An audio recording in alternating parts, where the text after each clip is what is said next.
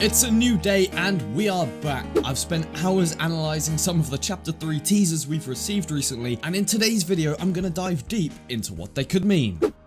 Obviously, the focus of chapter 3 is Varuna Point, as that's the first island we visit in the next part of the storyline. This will be where we get loads of new gear, and I'm assuming the new scuba equipment. I made a video on the possible new addition of a harpoon gun, and I do think Varuna Point is where we'll get those items. You might be thinking though, we already have scuba equipment in the game, but with the storyline progressing as fast as it is, it looks like we may be able to get our hands on some properly upgraded gear, along with the oxygen tank possibly getting a massive upgrade, or even an entirely new form which could help us dive deep underwater for minutes at a time. As I'm sure you know already, the first concept images ever released of chapter 3 were both of Varuna Point, and they showed it having a significant underwater section, which I've theorized about in previous videos that it will go very deep, and we'll probably have to fight small little monsters off like jellyfish and even perhaps something even bigger. The last boss fight in Raft was actually at Balboa Island, which is a part of chapter 1, which technically means chapter 2 didn't even feature a big boss battle, so I definitely think we're due for another one in chapter 3. Click the card in the top right hand corner of your screen right now if you want to see me go into detail about the new boss mob which could feature at the bottom of Varuna Point. Raft developers are known to put meaning behind the names of these locations, and Varuna is the name of a god in Hindu mythology, more specifically the god of the oceans, and Varuna's vehicle is a massive mythological ocean crocodile, which I've theorized could be similar to the creature we may have to battle and take down at Varuna.